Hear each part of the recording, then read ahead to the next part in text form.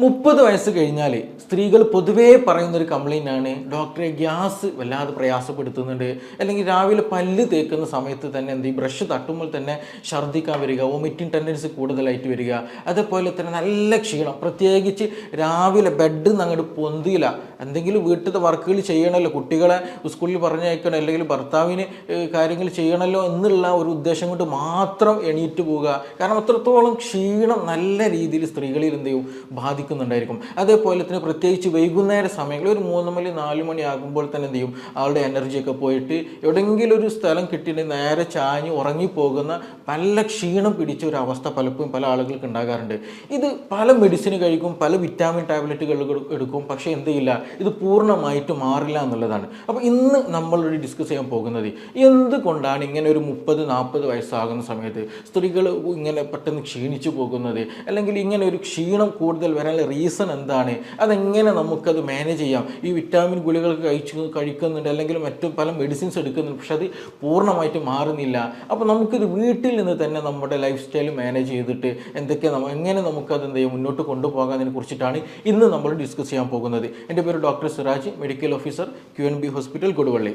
അപ്പോൾ ഈ പറയുന്ന ക്ഷീണം, അതായത് പ്രത്യേകിച്ച് രാവിലെ എന്ത് ചെയ്യില്ല, ബെഡ് നിങ്ങട്ട് എണീറ്റ് വരാൻ തോന്നില്ല എന്നുള്ളതാണ്. നല്ല ക്ഷീണം ഉണ്ടായിരിക്കും. അത് മാത്രമല്ല കൈകാലുകളിൽ നല്ല വേദന ഉണ്ടായിരിക്കും. നമ്മൾ ഷോൾഡർ പെയിൻ വേദന, അതേപോലെ തന്നെ ഹീൽ പെയിൻ നല്ല വേദന, നമ്മുടെ ഉപ്പുറ്റിയിൽ വേദന നല്ലോണം വരിക, അതേപോലെ ബാക്കിൽ ഊരവേദന നന്നായിട്ട് വരും, ചില നാട്ടിൽ തണ്ടല വേദന എന്നൊക്കെ പറയും, ബാക്ക് പെയിൻ കൂടുതലായിട്ട് വരിക, അതേപോലെ തന്നെ നല്ല വോമിറ്റിംഗ് ടെൻഡൻസി വരിക, ഛർദ്ദിക്കാൻ വരിക, ചില സമയത്ത് നല്ല ക്ഷീണം, തല ചുറ്റുന്ന പോലെയൊക്കെ അവസ്ഥ വരിക.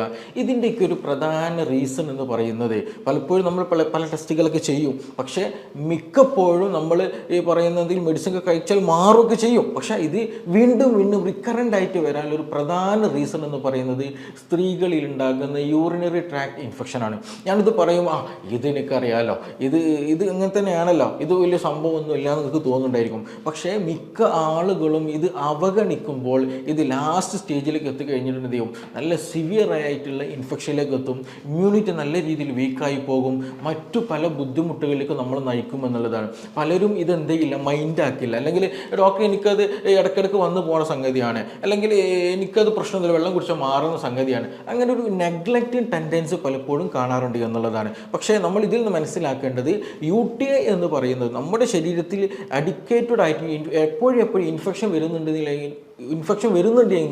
അതിനർത്ഥം നമ്മുടെ ഇമ്മ്യൂണിറ്റി കുറവാണ്, നമുക്ക് പെട്ടെന്ന് എന്തെങ്കിലും ഇൻഫെക്ഷനൊക്കെ വന്നു കഴിഞ്ഞാൽ പെട്ടെന്ന് ബാധിക്കാനുള്ള സാധ്യത വളരെ കൂടുതലാണ് എന്നുള്ളത് കൂടെ നമ്മൾ നിർബന്ധമായിട്ട് മനസ്സിലാക്കണം. നമ്മുടെ ഇമ്മ്യൂണിറ്റി കൂട്ടാൻ, അല്ലെങ്കിൽ രോഗപ്രതിരോധ ശേഷി കൂട്ടുന്നതിന് വേണ്ടിയിട്ടുള്ള കാര്യങ്ങൾ നിർബന്ധമായിട്ട് ചെയ്യണം എന്നുള്ളതാണ്. അപ്പോൾ ഈ പറഞ്ഞ UTI ഉള്ള ആളുകൾക്ക്, ചില ആളുകൾക്ക് നല്ല തലവേദന വരും, നല്ല ഛർദ്ദിക്കാൻ വരും, അതേപോലെ തന്നെ ഇനി പനിയായിട്ട് പ്രത്യേകിച്ച് കൂടുതലുണ്ടാവില്ല, അത് നമ്മൾ പ്രത്യേകം ശ്രദ്ധിക്കേണ്ട. എക്സ്റ്റേണലി അല്ലെങ്കിൽ പുറമെ നമുക്ക് തൊട്ട് നോക്കുമ്പോൾ ചൂടോ അങ്ങനെയൊന്നും ഉണ്ടാവില്ല, ആളെ കാണുന്ന സമയത്ത് നല്ലൊരു ക്ഷീണം തോന്നും, എവിടെയെങ്കിലൊക്കെ എപ്പോഴും കൂടുതൽ ഇങ്ങനെ ചുരുണ്ട് കൂടി കിടക്കാൻ തോന്നും എന്നൊക്കെ തോന്നും. പക്ഷേ രാത്രി സമയത്ത് ഇങ്ങനെയുള്ള ആളുകൾക്ക് എന്ത് ചെയ്യും, ഫാൻ കിട്ടണമെങ്കിൽ നല്ല കുളിര് ഫീൽ ചെയ്യും എന്നുള്ളതാണ്.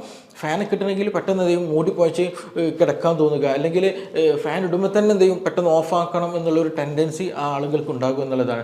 എസ്പെഷ്യലി രാത്രി സമയത്ത് ഫീവറുള്ള ആളുകൾക്ക്, ഇൻറ്റേർണൽ ഫീവറുള്ള ആളുകൾക്ക് ഇങ്ങനെ ഒരു ടെൻഡൻസി കൂടെ ഉണ്ടാകും എന്നുള്ളതാണ്. അപ്പോൾ UTI ഉണ്ടാകുന്ന യൂറിനറി ട്രാക്ട് ഇൻഫെക്ഷൻ ഉള്ള ആളുകൾക്ക് എന്ത് ചെയ്യും, രാത്രി സമയത്ത് ഫാൻ കിട്ടുന്ന സമയത്ത് നല്ല കുളിര് പോലെ പെട്ടെന്ന് എന്ത് ചെയ്യും, തണുക്കുന്ന പോലൊക്കെ ഫീൽ ചെയ്യും. അതേപോലെ ചില ആളുകൾക്ക് എന്ത് സംഭവിക്കാറുണ്ട്, വായ കഴിക്കുന്ന ഒരു കയ്പ്പ് രസം, ഒരു രുചി കിട്ടാറുണ്ട് എന്നുള്ളതാണ്. അപ്പോൾ നമ്മൾ മനസ്സിലാക്കേണ്ടത് സംതിങ് എന്തോ ഒരു പ്രശ്നമുണ്ട്, സംതിങ് ഫിഷി, എന്തോ ഒരു പ്രശ്നം ഉണ്ട് എന്നുള്ളത് എന്ത് ചെയ്യണം, നമ്മൾ തീർച്ചയായിട്ടും മനസ്സിലാക്കണം എന്നുള്ളതാണ്. അപ്പോൾ അതിന് ഈ പറഞ്ഞ പോലെ കുളിര് വരാം, ചില ആളുകൾക്ക് വായിൽ കയ്പ്പ് വരാം, ചില ആളുകൾ നല്ല രീതിയിൽ ബാക്ക് പെയിൻ വരും എന്നുള്ളതാണ്, ഊരവേദന വരിക എന്നുള്ളത്. അപ്പോൾ ചിലപ്പോൾ എന്ത് ചെയ്യും, നമ്മളത് തെറ്റിദ്ധരിച്ചിട്ട് എന്തെങ്കിലും ഡിസ്കിന് പ്രശ്നമായിട്ട് ചില ആളുകൾ തെറ്റിദ്ധരിക്കാറുണ്ട്, അതല്ലെങ്കിൽ കോൺസ്റ്റിപ്പേഷൻ റിലേറ്റഡ് ആയിട്ട് എന്തെങ്കിലും പ്രശ്നമായിട്ട് തെറ്റിദ്ധരിക്കാറുണ്ട്. ഇനി അതിൽ വേറെ എന്തെങ്കിലും വീണത് പ്രകാരം അല്ലെങ്കിൽ ഇനി ഒന്നുമല്ല എന്നുണ്ടെങ്കിൽ പീരീഡ്സ് സംബന്ധമായിട്ടുള്ള പ്രശ്നങ്ങളായിരിക്കും എന്നുള്ള രീതിയിൽ അതെന്ത് ചെയ്യും പരിഗണിക്കാതെ മാറ്റിവെക്കുന്ന പല ആളുകളും ഉണ്ട് എന്നുള്ളതാണ്. പക്ഷേ മിക്ക ആളുകൾക്കും ഒരു 60-70% ആളുകൾ വരുമ്പോൾ അവർക്ക് UTI കേസുകളിൽ പൊതുവെ എന്തുണ്ടാകാറുണ്ട്, ഈ പറയുന്ന ബാക്ക് പെയിൻ ഉണ്ടാകാറുണ്ട് എന്നുള്ളതാണ്. അപ്പോൾ നല്ല വെള്ളം കുടിക്കുന്ന സമയത്ത് എന്ത് ചെയ്യും, ഈ വേദന മാറും എന്നുള്ളതാണ് ഇതിൻ്റെ മറ്റൊരു പ്രത്യേകത എന്നുള്ളത്. അപ്പോൾ ഈ പറഞ്ഞതുപോലെ ചില ആളുകൾക്ക് എന്ത് ചെയ്യും, ഈ പറഞ്ഞതുപോലെ ബാക്ക് പെയിൻ ഉണ്ടായിരിക്കും. ഇനി മറ്റു ചില ആളുകൾക്ക് എന്ത് ചെയ്യും, ശരീരം മുഴുക്കെ വേദന ഉണ്ടായിരിക്കും, നല്ല ക്ഷീണം ഉണ്ടായിരിക്കും, കൂടുതൽ നടന്നാൽ വേദന, മസിൽ നല്ലോണം രീതി കോച്ചി പിടിക്കുക, അതുപോലെ തന്നെ ഒരു ഭാഗത്ത് നിന്ന് ഇരുന്ന് എണീക്കുമ്പോൾ പൊന്തി കിട്ടില്ല, കൈകാലുകൾക്ക് വേദന വരിക, കഴുത്ത് വേദന വരിക, കൈക്കൊക്കെ തരിപ്പ് അനുഭവപ്പെടുക, ഇങ്ങനെയൊക്കെയുള്ള പല അവസ്ഥകൾ, അങ്ങനെ ബോഡി മുഴുവനായിട്ട് കൈകാലുകൾക്കിടയിൽ എന്ത് ചെയ്യുക, ഈ ഒരു പെയിൻഫുൾ ആയിട്ടുള്ള ഒരു കണ്ടീഷൻ വരിക, നല്ല ക്ഷീണം അല്ലെങ്കിൽ കോച്ചിപ്പിടുത്തം, ഇങ്ങനെയൊക്കെയുള്ള അസ്വസ്ഥതകൾ ഉണ്ടാകുക എന്നുള്ളതാണ് ഈ ഒരു മറ്റൊരു അടയാളമായിട്ട് നമുക്ക് പറയാനുള്ളത് എന്നുള്ളത്. അപ്പോൾ ഇത് എന്തുകൊണ്ട് ഈ സ്ത്രീകളിൽ കൂടുതലായിട്ട് വരുമെന്ന് ചോദിച്ചിട്ടുണ്ടെങ്കിൽ അതിന് ഒരുപാട് കാരണങ്ങളുണ്ട്. നമ്മളിപ്പോൾ എന്തൊക്കെ പ്രശ്നങ്ങൾ എന്ന് പറഞ്ഞല്ലോ. അപ്പോൾ ഇത് സ്ത്രീകളിൽ ഒരു 30 വയസ്സ് കഴിഞ്ഞാൽ ഇത് പൊതുവായിട്ട് ഇന്ന് കംപ്ലൈൻറ്റുകൾ വരുന്ന സംഗതികളാണ് ഇതൊക്കെ. അപ്പോൾ ഇത് വരാനുള്ളൊരു പ്രധാന റീസൺ എന്ന് പറഞ്ഞിട്ടുണ്ടെങ്കിൽ ഒന്ന് ഹൈജീനിക് ആയിരിക്കുക എന്നുള്ളത് വളരെ ഇമ്പോർട്ടൻ്റ് ആയ കാര്യം. പലപ്പോഴും പല സ്ത്രീകളും ഇന്ന് ഹൈജീനിക് ആകുന്നില്ല എന്നുള്ളത് വളരെ ഇമ്പോർട്ടൻ്റ് ആയിട്ടുള്ള കാര്യം തന്നെയാണ്. അപ്പോൾ ഡോക്ടർ ഇത് 21ാം നൂറ്റാണ്ടായല്ലോ, എല്ലാവർക്കും ഇതിനെക്കുറിച്ച് അറിയുന്നതാണല്ലോ, ഇങ്ങനെയൊക്കെ തെറ്റിദ്ധരിക്കുന്നവരുണ്ട്. പക്ഷേ നമ്മൾ ചില ആളുകൾ എന്ത് ചെയ്യും, നമ്മൾ ആ ഒരു പ്രൈവറ്റ് പാർട്ടുകളിൽ ശരിയായ രീതിയിൽ എന്തെങ്കിലും വാഷ് ചെയ്യില്ല. ഇനി അത് വാഷ് ചെയ്താൽ തന്നെ ശരിയായതിൽ ഡ്രൈനെസ് അല്ലെങ്കിൽ അവിടെ ഉണക്കാതെ ഒരു നനവ് എപ്പോഴും ഫീൽ ചെയ്ത് വെക്കുന്നുണ്ടെങ്കിൽ എന്ത് ചെയ്യും, അത് പെട്ടെന്ന് എന്ത് ചെയ്യും, ഇൻഫെക്ഷൻ ഉണ്ടാക്കാനുള്ള സാധ്യത വളരെ കൂടുതലായിട്ട് സാധ്യതകൾ ഉണ്ടാക്കുന്നുണ്ട് എന്നുള്ളതാണ്. അതായത് ആ ഒരു ഭാഗത്ത് വെള്ളം നനവ് ശരിയായ രീതിയിൽ പോകുന്നില്ല. നമ്മൾ ടോയ്ലറ്റിലൊക്കെ പോയിട്ട് വാഷ് ചെയ്ത് വരുന്ന സമയത്ത് നല്ല ഡ്രൈ ആക്കിയിട്ടുള്ള ഒരു കണ്ടീഷൻ ആക്കി എടുക്കണം. ഇല്ല എന്നുണ്ടെങ്കിൽ എന്ത് സംഭവിക്കും, അവിടെ ആ ഒരു നനവും അവിടെ ഉണ്ടാകുന്ന ഒരു ഹീറ്റെല്ലാം കൂടി കഴിഞ്ഞിട്ട് അവിടെ പെട്ടെന്നുള്ള ഇൻഫെക്ഷനുള്ള സാധ്യത വളരെ വളരെ കൂടുതലാണ് എന്നുള്ളതാണ്. അപ്പോൾ എന്താ ചെയ്യുക, ഹൈജീനിക് ഇമ്പോർട്ടൻ്റ്. അതേപോലെ തന്നെ ഒരു ദിവസം ഇങ്ങനെ എസ്പെഷ്യലി ഇടയ്ക്കിടയ്ക്ക് ഇങ്ങനെ ഇൻഫെക്ഷനൊക്കെ വരുന്ന സമയത്ത് UTI ഉള്ള ആളുകൾ ശ്രദ്ധിക്കേണ്ടതാണ് എന്ത്, ഒരു ദിവസം എന്ത് ചെയ്യുക, ഒന്നിലധികം 2-3 ഇന്നർ വെയർ എന്ത് ചെയ്യണം, മാറി ഉപയോഗിക്കാൻ പ്രത്യേകം ശ്രദ്ധിക്കുക. നല്ല വൃത്തിയുള്ള ഇന്നർ വെയർ മാറ്റിയിടാൻ പ്രത്യേകം ശ്രദ്ധിക്കുക എന്നുള്ളതാണ്. ഒരു ഇന്നർ രാവിലെ ഇട്ടിട്ട് പിറ്റേ ദിവസം ഇടുന്ന വരെ 24 മണിക്കൂർ നമ്മൾ ഉപയോഗിക്കുന്ന സമയത്ത് ആ ഒരു ഭാഗത്ത് എന്ത് ചെയ്യും, ആ ഒരു കോട്ടണിലും പ്രത്യേകിച്ച് ഈ പറഞ്ഞ പോലെ അവിടെ ഒരു ഹീറ്റ് അക്യുമുലേഷൻ ഉണ്ടായിരിക്കും. പ്രത്യേകിച്ച് വിയർപ്പൊക്കെ ഉള്ള ആളുകളാണെങ്കിൽ പെട്ടെന്ന് നനവൊക്കെ വന്നിട്ട് എന്ത് ചെയ്യും, പെട്ടെന്ന് ഇൻഫെക്ഷനുള്ള സാധ്യത വളരെ കൂട്ടും എന്നുള്ളതാണ്. അപ്പോൾ അത് നിർബന്ധമായിട്ട് ശ്രദ്ധിക്കണം എന്നുള്ളതാണ്. അപ്പോൾ ഹൈജീനിക് വളരെ ഇമ്പോർട്ടൻ്റ് ആണ്. പ്രത്യേകിച്ച് ചെറിയ കുട്ടികൾ നമ്മൾ കേസുകൾ എടുക്കുകയാണെന്നുണ്ടെങ്കിൽ, പെൺകുട്ടികളുടെ കേസുകൾ എടുക്കുകയാണെന്നുണ്ടെങ്കിൽ അവരും എന്ത് ചെയ്യും, സ്കൂളിലൊക്കെ പോകുന്ന സമയത്ത് അല്ലെങ്കിൽ കോളേജിലൊക്കെ പോകുന്ന സമയത്ത് അവരും ഇത് പലപ്പോഴും ഹൈജീനിക്കിൽ വലിയ രീതിയിൽ കോൺസെൻട്രേഷൻ കൊടുക്കാറില്ല എന്നുള്ളതാണ്. അപ്പോൾ അങ്ങനെ വന്നു കഴിഞ്ഞാൽ അങ്ങനെയുള്ള ആളുകൾക്ക് ഈ പറഞ്ഞതുപോലെ UTI-നുള്ള സാധ്യത, മൂത്രത്തിൽ ഇൻഫെക്ഷനുള്ള സാധ്യത വളരെ കൂടുതലാണെന്നുള്ളത് നമ്മൾ മനസ്സിലാക്കണം. രണ്ടാമത് വലിയൊരു ഫാക്ടർ ഞാൻ നേരത്തെ പറഞ്ഞു, 30 വയസ്സിന് ശേഷം ഇതിങ്ങനെ കൂടാനുള്ള പ്രധാന കാരണം എന്ന് വെച്ചിട്ടുണ്ടെങ്കിൽ ഡയബറ്റിക് ആണ്, ഷുഗർ വരുന്നു എന്നുള്ളതാണ് മിക്ക ആളുകളുടെയും പ്രയാസം എന്നുള്ളത്. കാരണം നമ്മുടെ ഷുഗർ നമ്മുടെ ശരീരത്തെ ബാധിച്ചു കഴിഞ്ഞാൽ നമ്മുടെ ഇമ്മ്യൂണിറ്റിയെ തന്നെ നല്ല രീതിയിൽ ബാധിക്കും. അത് നമ്മൾ ടോട്ടൽ ബോഡി മെറ്റബോളിസം പക്ക എന്ത് ചെയ്യും, നല്ല മാറ്റങ്ങൾ വരും, ചിലത് കൂടും, ചിലത് ഡൗൺ ആയി പോയും. അങ്ങനെ ഇമ്മ്യൂണിറ്റി ടോട്ടൽ എന്ത് ചെയ്യും, ആ സമയത്ത് ഡൗൺ ആകുകയും ഇൻഫ്ലമേഷൻസ് അമിതമായിട്ട് ശരീരത്തിൽ വന്നുകൊണ്ടിരിക്കും എന്നുള്ളതാണ്. അതുകൊണ്ട് തന്നെ ഷുഗർ ഉള്ള ആളുകൾക്ക് എന്ത് ചെയ്യും, നമുക്ക് തന്നെ അറിയാം, നമ്മുടെ വീട്ടിൽ അല്ലെങ്കിൽ നമ്മുടെ പരിചയത്തിലുള്ള ആളുകൾ ഉണ്ടായിരിക്കും. എന്താണ് ഈ ഷുഗർ വന്നു കഴിഞ്ഞാൽ എന്ത് ചെയ്യും, പെട്ടെന്ന് അസുഖങ്ങൾ വരും. ഒന്ന് മാറി അടുത്ത മാറി അടുത്തത്, ഇങ്ങനെ റിപ്പീറ്റഡ്ലി എന്ത് ചെയ്യും, അസുഖങ്ങൾ വരും എന്നുള്ളതാണ്. അപ്പോൾ അതൊരു കാരണമാണ്. രണ്ടാമത്തത്, ഷുഗർ വന്നു കഴിഞ്ഞാൽ നമ്മൾ പൊതുവെ എന്ത് ചെയ്യും, നമുക്കറിയാം മൂത്രം കൂടുതലായിട്ട് നമ്മൾ ഒഴിക്കും എന്നുള്ളതാണ്. മൂത്രം രാത്രി സമയത്ത് പലപ്പോഴും പല ആളുകൾക്ക് ഉറക്കം പോലും നഷ്ടപ്പെടും. എന്ത് ഷുഗർ ഉണ്ടെങ്കിൽ മൂത്രം കൂടുതലായിട്ട് ഒഴിച്ചിട്ട് എന്ത് ചെയ്യും, ഉറക്കം നഷ്ടപ്പെടും. അപ്പോൾ പല ആളുകൾ എന്ത് ചെയ്യും, നമ്മൾ വിരുന്നിന് പോകുന്ന സമയത്ത്, പുറത്ത് പോകുന്ന സമയത്ത്, അല്ലെങ്കിൽ ഉറങ്ങാൻ പോകുന്ന സമയത്തൊക്കെ മനസ്സിലാക്കിയിട്ട് എന്ത് ചെയ്യും, വെള്ളം കൂടി നല്ല രീതിയിൽ കട്ട് ചെയ്യുന്നുള്ളതാണ്. ശരീരത്തിന് വേണ്ട വെള്ളം ശരിയായ രീതിയിൽ കുടിക്കാതിരിക്കുമ്പോൾ സ്വാഭാവികമായിട്ടും എന്ത് സംഭവിക്കും, ഈ പറഞ്ഞതുപോലെ മൂത്രത്തിൽ ഇൻഫെക്ഷൻ വരുന്നുള്ള. അപ്പോൾ ഷുഗർ കാരണമായിട്ട് 2 രീതിയിൽ ബാധിക്കുന്നുണ്ട്. ഒന്ന്, നമ്മുടെ ഇമ്മ്യൂണിറ്റി ഡൗൺ ആയി കഴിയുമ്പോൾ പെട്ടെന്ന് ഇൻഫെക്ഷൻ ബാധിക്കും. 2, ഷുഗർ കൂടിക്കഴിഞ്ഞാൽ സ്വാഭാവികമായിട്ടും മിക്ക ആളുകൾ വെള്ളം കൂടി കുറക്കും. അങ്ങനെ കുറച്ച് കഴിഞ്ഞാൽ ഈ പറഞ്ഞതുപോലെ UTI വരും എന്നുള്ളതാണ്. ഇനി മറ്റൊരു കാരണം എന്താണെന്ന് ചോദിക്കുകയാണെങ്കിൽ മൂത്രം പിടിച്ച് വെക്കുന്ന ടെൻഡൻസി പല ആളുകൾക്കുണ്ട്. എസ്പെഷ്യലി നമ്മളൊരു പ്രൊഫഷണൽ വർക്ക് സൈഡിലെ ടീച്ചേഴ്സ്, എല്ലാ ടീച്ചേഴ്സിനും പറയല്ല കേട്ടോ, എന്തെങ്കിലും ഒഫീഷ്യലി നമ്മൾ എന്താ പറയുക കൂടുതലായിട്ട് ഒരു വർക്കിൽ എൻഗേജ്ഡ് ആയിരിക്കുന്ന സമയത്ത് എന്താ ചെയ്യുക, ഇത് കഴിഞ്ഞിട്ടേ പോവുകയുള്ളൂ. ഇപ്പോൾ എസ്പെഷ്യലി കുട്ടികളൊക്കെ ആണെന്നുണ്ടെങ്കിൽ സ്കൂളിൽ പോകുന്ന സമയത്ത് ചില ടീച്ചേഴ്സ് സ്കൂളിൽ നിന്ന് എന്ത് ചെയ്യും മൂത്രിക്കാൻ വിടാത്ത കണ്ടീഷനിൽ ടീച്ചേഴ്സിനെ പേടിച്ചിട്ട് അല്ലെങ്കിൽ ബാത്റൂമിൽ പോകാൻ മടിച്ചിട്ട് എന്ത് ചെയ്യും, ഈ പറഞ്ഞതുപോലെ വെള്ളം കുടിക്കുകയില്ല. ഇനി മൂത്രം ഒഴിക്കാൻ വന്നാൽ തന്നെ ഈ മൂത്രം ഒഴിക്കില്ല, പിടിച്ചു വെക്കുന്ന ടെൻഡൻസി ഉണ്ടാകാറുണ്ട്.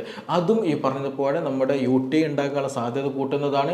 അതുപോലെ അത് ബ്ലാഡറിനെയും നമ്മുടെ കിഡ്നിയെയും അത് സാരമായി ബാധിക്കും എന്നുള്ളത് തന്നെ നമ്മൾ മനസ്സിലാക്കേണ്ടത്. അപ്പോൾ എപ്പോഴാണ് മൂത്രം ഒഴിക്കാനുള്ള ടെൻഡൻസി ഉണ്ടാകുന്നത് അപ്പോൾ തന്നെ അത് മൂത്രം ഒഴിച്ച് അല്ലെങ്കിൽ അത് എന്ത് ചെയ്യുക ക്ലിയർ ചെയ്യേണ്ടതാണ്. ഇല്ല എന്നുണ്ടെങ്കിൽ UTIക്കുള്ള സാധ്യത വളരെ വളരെ കൂടുതലാണ് എന്നുള്ളതാണ്. ഇനി മറ്റൊരു കാരണം എന്താണ് ചോദിക്കുകയെന്നുണ്ടെങ്കിൽ സ്റ്റോൺ ഉള്ള ആളുകൾക്ക്, മൂത്രത്തിൽ കല്ല് ഉള്ള ആളുകൾക്ക് ഈ പറഞ്ഞതുപോലെ എന്ത് സംഭവിക്കും, മൂത്രത്തിൽ ഇടയ്ക്കിടയ്ക്ക് ഇങ്ങനെ ഇൻഫെക്ഷൻ ഉണ്ടാകും എന്നുള്ളതാണ്. നമുക്കറിയാം മൂത്രത്തിൽ കല്ല് എന്നത് മറ്റൊരു വശം തന്നെയാണ്, അല്ലെങ്കിൽ മറ്റൊരു അസുഖം തന്നെയാണ്.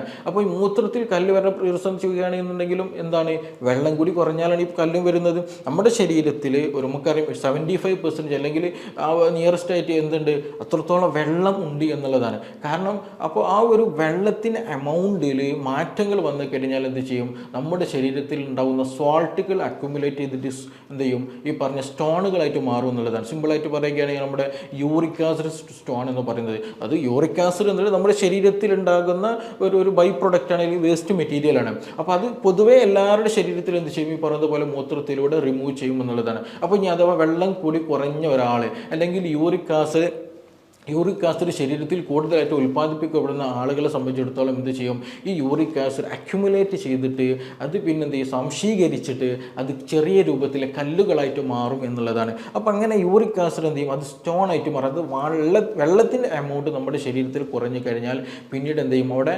സംശീകരിച്ചിട്ട് ഈ പറയുന്ന സോൾട്ടുകളെല്ലാം സ്റ്റോണുകളായിട്ട് രൂപാന്തരപ്പെടും എന്നുള്ളതാണ്. അപ്പോൾ ഈ മൂത്രത്തിൽ കല്ലുള്ള ആളുകളൊക്കെ ഇപ്പോൾ ടെസ്റ്റുകളൊക്കെ ചെയ്യുന്ന സമയത്ത് ചിലപ്പോൾ ഡോക്ടർ പറയും, ബ്ലാഡറിലൊരു സ്റ്റോൺ ഉണ്ട്, അല്ലെങ്കിൽ ചെറിയ സ്റ്റോണാണ്, ചിലപ്പോൾ അത് മൂത്രമൊഴിച്ചാലൊക്കെ പോകും, കുഴപ്പമൊന്നുമില്ല, മെഡിസിൻ കഴിച്ചാലും മതി, ശ്രദ്ധിക്കണം, ഇങ്ങനെ കാര്യങ്ങളൊക്കെ പറയും. അത് അല്ലെങ്കിൽ ഇനി കിഡ്നിയിൽ സ്റ്റോൺ ഉണ്ട്, അല്ലെങ്കിൽ യുറീറ്ററിൽ സ്റ്റോൺ ഉണ്ടെന്നൊക്കെ എന്ത് ചെയ്യും, ഡോക്ടേഴ്സ് പ്രത്യേകം പറയും. പക്ഷേ ഇതെന്ത് ചെയ്യും, ശരിയായ രീതിയിൽ വെള്ളം കുടിക്കുകയില്ല, അല്ലെങ്കിൽ ശരിയായ രീതിയിൽ ട്രീറ്റ്മെൻറ്റ് എടുക്കാതിരുന്ന് കഴിഞ്ഞിട്ടുണ്ടെങ്കിൽ ഈ പറഞ്ഞതുപോലെ എന്ത് സംഭവിക്കും, ഇടയ്ക്കിടയ്ക്ക് മൂത്രം ഒന്ന് കുറയുക, നല്ല പെയിൻഫുള്ളായ കണ്ടീഷൻ വരിക, ഛർദ്ദിക്കാൻ വരുന്ന അവസ്ഥ വരിക, നല്ല രീതിയിൽ എന്ത് ചെയ്യും, ബാക്ക് പെയിൻ അല്ലെങ്കിൽ ഒരു ആൻറ്റീരിയർ തൈ ഒരു മുൻഭാഗത്ത് നല്ല വേദന വരിക, ഇങ്ങനെയുള്ള പല ബുദ്ധിമുട്ടുകളുണ്ടാകും. കൂടെ ഈ പറഞ്ഞിട്ടുള്ള UTI എന്നുള്ള കണ്ടീഷൻ ഉണ്ടാകും എന്നുള്ളതാണ്. അപ്പോൾ ഇങ്ങനെ ഈ മൂത്രത്തിൽ കല്ല് വരുന്ന ആളുകൾക്ക് ഈ പറഞ്ഞതുപോലെ എന്ത് ചെയ്യും, മൂത്രത്തിൽ ഇൻഫെക്ഷൻ വരാനുള്ള സാധ്യത വളരെ വളരെ കൂടുതലാണെന്നുള്ളതാണ്. അപ്പോൾ ഇങ്ങനെ ക്ഷീണമുണ്ട് ഡോക്ടറെ, അല്ലെങ്കിൽ ഞാനിപ്പോൾ ഇങ്ങനെ ഗ്യാസിന് മെഡിസിൻ കുടിക്കുന്നുണ്ട്, അല്ലെങ്കിൽ വൈറ്റമിൻ ടാബ്ലറ്റ്സ് കഴിക്കുന്നുണ്ട്, മറ്റു പ്രശ്നങ്ങളൊക്കെ മറ്റു പല സപ്ലിമെൻറ്റ്സും ഞാൻ എടുക്കുന്നുണ്ട്, ഞാൻ ഇനി എന്ത് ചെയ്യണം എന്നുള്ളത് പലർക്കും സംശയം ഉണ്ടായിരിക്കും. നിങ്ങൾ ആദ്യം ചെയ്യേണ്ടത് ഇത് കൺഫേം ചെയ്യുക എന്നുള്ളതാണ്. അതിന് ഒരുപാട് ടെസ്റ്റുകൾ ഉണ്ടെങ്കിലും സിമ്പിളായിട്ട് നമുക്ക് ലാബിൽ ചെയ്യാൻ പറ്റുന്ന ടെസ്റ്റാണ് UTI അല്ലെങ്കിൽ യൂറിൻ RE എന്ന് പറയും, യൂറിൻ റുട്ടീൻ എക്സാമിനേഷൻ എന്ന് പറയും, URE എന്നുള്ളത്. അപ്പോൾ മൂത്രം ടെസ്റ്റ് ചെയ്താൽ തന്നെ നമുക്ക് ലാബ് റിപ്പോർട്ട് കിട്ടിക്കഴിഞ്ഞാൽ അതിൽ മനസ്സിലാക്കാൻ കഴിയും. ചിലതൊക്കെ എന്ത് ചെയ്യും, നല്ല യൂറിനിൽ ആൽബുമിൻ പ്രസൻ്റ് ആയിരിക്കും, നല്ല ക്രോണിക് കണ്ടീഷനിലാണെന്നുണ്ടെങ്കിൽ ആൽബുമിൻ പ്രസൻറ്റഡ് ആയിരിക്കും, ഒരു ക്ലൗഡി നാച്ചുറൽ ആയിരിക്കും, നല്ല ഫ്രീ ആയിട്ടുള്ള അല്ലെങ്കിൽ എന്താ പറയുക ഒരു പെയിൽ യെല്ലോ കളർ നോർമൽ യൂറിൻ്റെ കളറായിരിക്കും, നല്ല ഒരു കഞ്ഞിവെള്ളം പോലെയൊക്കെയുള്ള രീതിയിലൊക്കെ എന്ത് ചെയ്യും കളർ മാറാറുണ്ട്. അത് എത്രയും സിവിയർ ആയിട്ട് വരുന്ന സമയത്താണ് അങ്ങനെയുള്ള ഒരു അപ്പിയറൻസ് പലപ്പോഴും കാണുക എന്നുള്ളത്. അതുപോലെ ആൽബുമിൻ പ്രസൻ്റ് ആയിരിക്കുക, അതുപോലെ ചില ആളുകൾ ഷുഗറുള്ള ആളുകളിൽ ഷുഗർ പ്രസൻ്റ് ആയിരിക്കും, അങ്ങനെയുള്ള പലതും കാണും. ചില ആളുകൾക്ക് കൂടിക്കഴിഞ്ഞാൽ RBC രക്തത്തിൻ്റെ എന്ത് ചെയ്യുക ചുവന്ന രക്താണുക്കളൊക്കെ എന്ത് ചെയ്യും ഈ പറഞ്ഞിട്ടുള്ള യൂറിൻ ഉണ്ടാകുമെന്നുള്ളതാണ്. അങ്ങനെ അതേപോലെ പസൽസുകൾ കൂടുതലായിട്ടിരിക്കും, ചിലപ്പോൾ ബാക്ടീരിയകൾ കൂടുതലായിട്ട് കാണാൻ കഴിയുമെന്നുള്ളതാണ്. ഇനി ചില ആളുകൾക്ക് ബാക്ടീരിയ ഉണ്ടാകണം എന്നില്ല, അതിൻ്റെ സ്റ്റാർട്ടിങ്ങിലൊക്കെ ആണെന്നുണ്ടെങ്കിൽ ഈ പറഞ്ഞതുപോലെ പസൽസ് കൂടുതലായിരിക്കും, RBC ചിലപ്പോൾ പ്രസൻ്റ് ആയിരിക്കും, ആൽബുമിൻ പ്രസൻ്റ് ഒക്കെ ആയിരിക്കാനുള്ള സാധ്യത വളരെ കൂടുതലാണ്. പക്ഷേ ചിലപ്പോൾ ബാക്ടീരിയ ഉണ്ടാവുകയും ചെയ്യുള്ളൂ. അപ്പോൾ ഇങ്ങനെയുള്ള കൂടുതൽ ബാക്ടീരിയ ഒക്കെ ഉണ്ടെന്നുണ്ടെങ്കിൽ തീർച്ചയായിട്ടും കൾച്ചർ ചെയ്തിട്ട് എന്ത് ചെയ്യണം, നമുക്ക് സ്പെസിഫിക് ആയിട്ടുള്ള ആൻറ്റിബയോട്ടിക് എടുത്തുകൾ അതിനുള്ള കോഴ്സ് നമ്മൾ സ്റ്റാർട്ട് ചെയ്തിട്ട് കൃത്യമായിട്ട് എന്ത് ചെയ്യണം, നമ്മളത് മെഡിസിൻ കഴിച്ച് മാറ്റുക തന്നെ വേണം. ഇല്ല എന്നുണ്ടെങ്കിൽ അത് നമുക്ക് നമ്മുടെ ശരീരത്തെ ബാധിക്കും. അത് പിന്നീട് സിസ്റ്റൈറ്റിസ് പോലെയുള്ള മറ്റു പല അവയവങ്ങളെയും ഇൻഫെക്ഷൻ ഇൻഫെക്ഷൻ ബാധിക്കുന്ന തരത്തിലേക്ക് മാറും എന്നുള്ളതാണ്. അപ്പോൾ എന്ത് ചെയ്യുക, ഇങ്ങനെയുള്ള ബുദ്ധിമുട്ടുള്ള ആളുകൾ, ഞാൻ ഈ പറഞ്ഞ പ്രശ്നങ്ങളും ബുദ്ധിമുട്ടുള്ള ആളുകൾ യൂറിൻ എന്ത് ചെയ്യുക, നിർബന്ധമായിട്ടൊന്ന് ടെസ്റ്റ് ചെയ്തിട്ട് ഉണ്ടോ ഇല്ലേ എന്നുള്ളത് നിർബന്ധമായിട്ട് ഉറപ്പ് വരുത്തണം. എന്നിട്ടൊരു ഡോക്ടർ നിർദ്ദേശത്തിൽ തന്നെ എന്ത് ചെയ്യുക, ട്രീറ്റ്മെൻറ്റ് മുന്നോട്ട് പോകാൻ ശ്രദ്ധിക്കുക എന്നുള്ളതാണ്. ഇനി നമ്മളിത് ശ്രദ്ധിക്കേണ്ടത്, വീട്ടിലൊക്കെയാണെന്ന് നമ്മൾ ശ്രദ്ധിക്കേണ്ടത് വെള്ളം നല്ലോണം കുടിക്കുക എന്നുള്ളതാണ്. പ്രായം എത്രയായാലും ഒരു ആവറേജ് ഒരു അഡൾട്ട് ആയിട്ടുള്ളൊരു മനുഷ്യൻ എന്ത് ചെയ്യണം, ഒരു 2.5 ലിറ്റർ വെള്ളമൊക്കെ ദിവസം കുടിക്കാൻ നിർബന്ധമായിട്ട് ശ്രദ്ധിക്കുക എന്നുള്ളതാണ്. ഇനി മറ്റൊന്ന് വെച്ചിട്ടുണ്ടെങ്കിൽ പ്രത്യേകിച്ച് ഈ ഫ്രൂട്ട്സ് വെജിറ്റബിൾസ് ഒക്കെ നന്നായിട്ട് കഴിക്കാൻ ശ്രദ്ധിക്കുക. പ്രത്യേകിച്ച് വാട്ടറി ആയിട്ടുള്ള കുക്കുംബർ പോലെയുള്ള, തണ്ണിമത്തം പോലെയുള്ള, മുന്തിരി പോലെയുള്ള എന്ത് ചെയ്യുക, നന്നായിട്ട് എന്ത് ചെയ്യുക, ജ്യൂസായിട്ടോ അല്ലാത്ത രൂപത്തിലോ നല്ല രീതിയിൽ വെള്ളം കുടിക്കാൻ എന്ത് ചെയ്യുക, നമ്മൾ ജ്യൂസിലൂടെ അല്ലാത്ത രൂപത്തിലോ നല്ല പാനീയങ്ങൾ കുടിക്കാൻ നമ്മൾ നിർബന്ധമായിട്ട് ശ്രദ്ധിക്കുക എന്നുള്ളതാണ്. അതേപോലെ തന്നെ എന്ത് ചെയ്യുക, വെള്ളത്തിൽ നമ്മൾ ഇങ്ങനെയുള്ള ഗ്യാസിൻ്റെ പ്രശ്നങ്ങൾ, ഛർദ്ദിക്കാൻ വരുന്നുണ്ട്, ഇങ്ങനെയുള്ള കോച്ചിപ്പ് വരുന്ന പനിയൊക്കെ വരുന്ന ആളുകൾക്ക് ഏറ്റവും ബെസ്റ്റ് ആയിട്ടുള്ളൊരു ഹോം റെമഡിയാണ് മല്ലി. നമ്മൾ വീട്ടിൽ കൊത്തമ്പാലി എന്നൊക്കെ പറയും ചില നാടുകൾ, കൊറിയാണ്ടർ എന്ന് പറയും, നമ്മൾ മല്ലിപ്പൊടി ഉണ്ടാക്കുന്ന ഉരുണ്ടിട്ടുള്ള ആ ഒരു സംഗതി. അതെന്ത് ചെയ്യുക, വെള്ളത്തിലിട്ട് നമ്മൾ ജീരകവെള്ളം ഉണ്ടാക്കുന്ന പോലെ എന്ത് ചെയ്യുക, മല്ലി തിളപ്പിച്ച് ആ വെള്ളം സ്ഥിരമായിട്ട് ഒരു 2.5 ലിറ്ററൊക്കെ നമ്മൾ ഭക്ഷണം കഴിച്ച് കഴിഞ്ഞാൽ അല്ലാതെ ദാഹിക്കുന്ന സമയത്തൊക്കെ എന്ത് ചെയ്യുക, ആ വെള്ളം നന്നായിട്ട് കുടിക്കുക. അതേപോലെ ജീരക വെള്ളം നന്നായിട്ട് കുടിക്കുക. അതേപോലെ നന്നാറിയുടെ വെള്ളം എന്ത് ചെയ്യുക, തിളപ്പിച്ചിട്ട് അത് നന്നായിട്ട് കുടിക്കാൻ ശ്രദ്ധിക്കുക. അതേപോലെ തന്നെ ഇളനീരിൻ്റെ വെള്ളമൊക്കെ എന്ത് ചെയ്യുക, നന്നായിട്ട് കുടിക്കാൻ ശ്രദ്ധിക്കുക. നമ്മളിതിൽ നിർബന്ധമായിട്ട് ഇത്രയും വെള്ളം അല്ലെങ്കിൽ ജ്യൂസ് വിഷയങ്ങൾ പറയാൻ കാരണം ഇതിൻ്റെ ഒരു ഓൾമോസ്റ്റ് വലിയൊരു ശതമാനം ഈ പറഞ്ഞിട്ടുള്ള വെള്ളം കുടിക്കാത്തത് പ്രകാരമായിട്ടുണ്ടാകുന്ന UTI ആയതുകൊണ്ടാണ്. അപ്പോൾ ഇങ്ങനെയുള്ള വാട്ടർ ഇൻടേക്ക് എന്ത് ചെയ്യണം, നമ്മൾ നിർബന്ധമായിട്ടും അഡിക്വേറ്റ് ആയിട്ട് എപ്പോഴും കഴിക്കാൻ ശ്രദ്ധിക്കുക. ഇനി ഷുഗറുള്ള ആളുകളാണെന്നുണ്ടെങ്കിൽ നിർബന്ധമായിട്ടും ഷുഗറിന് വേണ്ട ട്രീറ്റ്മെൻറ്റ് എടുക്കണം. ഡോക്ടറെ കണ്ടിട്ട് നിർദ്ദേശം സ്വീകരിച്ചിട്ട് അത് ചെയ്യാൻ ശ്രദ്ധിക്കുക. ഇനി മറ്റൊന്ന് അൺഹൈജീനിക് ആണ്, അതായത് നിങ്ങളുടെ പ്രൈവറ്റ് പാർട്ടിൽ എന്തെങ്കിലും ഇച്ചിങ് വരുന്നുണ്ട്, അവിടെ ഫംഗൽ ഇൻഫെക്ഷൻ വരുന്നുണ്ട്. അതേപോലെ തന്നെ എസ്പെഷ്യലി ചില ആളുകൾ എന്ത് ചെയ്യും, ബ്ലേഡ് വെച്ചിട്ട് ക്ലീൻ ചെയ്യുന്ന സമയത്തൊക്കെ എന്ത് ചെയ്യും, പെട്ടെന്ന് ഇൻഫെക്റ്റഡ് ആയി വരും, അവിടെ സ്കിന്ന് ഡാർക്ക് കളറായിട്ട് വരിക. അതേപോലെ ഇവിടെ എന്തെങ്കിലും ഫ്ലൂയിഡ് എന്തെങ്കിലും എപ്പോഴും ഇങ്ങനെ ഒരു ഇൻഫെക്റ്റഡ് ആയിട്ടുള്ള ഒരു ഫ്ലൂയിഡ് വരുന്നുണ്ടെന്നെങ്കിലൊക്കെ അതൊക്കെ നിർബന്ധമായിട്ടും അൺഹൈജീനിക് ആയി വരുമ്പോൾ സമയത്താണ് സംഭവിക്കാറുള്ളത്. അപ്പോൾ എപ്പോഴും നല്ല ക്ലീൻ ആയിട്ട് ഒരു എപ്പോഴും ഒരു ഹെൽത്തി ആയിട്ട് അത് കൊണ്ടു നടക്കാൻ നമ്മൾ നിർബന്ധമായിട്ട് ശ്രദ്ധിക്കണം. ഈ കാര്യങ്ങളൊക്കെ ശ്രദ്ധിച്ചാൽ തന്നെ എന്ത് ചെയ്യും, പൂർണ്ണമായിട്ട് ഈ പറയുന്ന പ്രശ്നങ്ങൾ മാറ്റിയെടുക്കാൻ കഴിയും. അപ്പോൾ നിങ്ങൾ എന്ത് ചെയ്യുക, നിങ്ങൾക്ക് ഇങ്ങനെ പ്രശ്നങ്ങളൊക്കെ ഉണ്ടെന്നുണ്ടെങ്കിൽ ഈ പറഞ്ഞ മെത്തേഡിലൂടെ നിങ്ങൾ ടെസ്റ്റുകളൊക്കെ നടത്തിയിട്ട് ഒരു ഡോക്ടറെ കണ്ടിട്ട് നിർദ്ദേശം സ്വീകരിച്ചിട്ട് മാത്രം മുന്നോട്ട് പോവുക. അല്ലാതെ നിങ്ങൾ ഒരുപാട് കാലം ഗ്യാസിന് മരുന്ന് കുടിച്ചിട്ടോ അല്ലെങ്കിൽ കുറേ കാലം വൈറ്റമിൻസിനോ അല്ലെങ്കിൽ സപ്ലിമെൻറ്റ്സ് കഴിച്ചത് കൊണ്ട് ഇത് പൂർണ്ണമായിട്ട് മാറിക്കിട്ടില്ല. ഇതിൻ്റെ സോഴ്സ് എവിടെയാണോ ഇതിൻ്റെ കാരണം എന്നുള്ളത് ഫൈൻഡ് ഔട്ട് ചെയ്തിട്ട് നിർബന്ധമായിട്ടും ആ കാരണത്തെ നമ്മൾ ട്രീറ്റ് ചെയ്യണം. ഇല്ല എന്നുണ്ടെങ്കിൽ അത് മറ്റു പല ഇൻഫെക്ഷനിലേക്കും മറ്റു പല സിസ്റ്റൈറ്റിസ് പോലെയുള്ള കണ്ടീഷനിലൊക്കെ എന്ത് ക്രോണിക് ആകുന്ന കണ്ടീഷനിലേക്ക് അത് നമ്മെ നയിക്കും എന്നുള്ളതാണ്. അപ്പോൾ ഇതുമായി ബന്ധപ്പെട്ട് എന്തെങ്കിലുമൊക്കെ സംശയങ്ങളുണ്ട്, കൂടുതൽ അറിയാനും താല്പര്യം ഉണ്ടെങ്കിൽ താഴെ തന്നിട്ടുള്ള നമ്പറിൽ ബന്ധപ്പെടാവുന്നതാണ്. നമുക്ക് മറ്റൊരു വിഷയവുമായി ബന്ധപ്പെട്ടിട്ട് വീണ്ടും കാണാം. Thank you.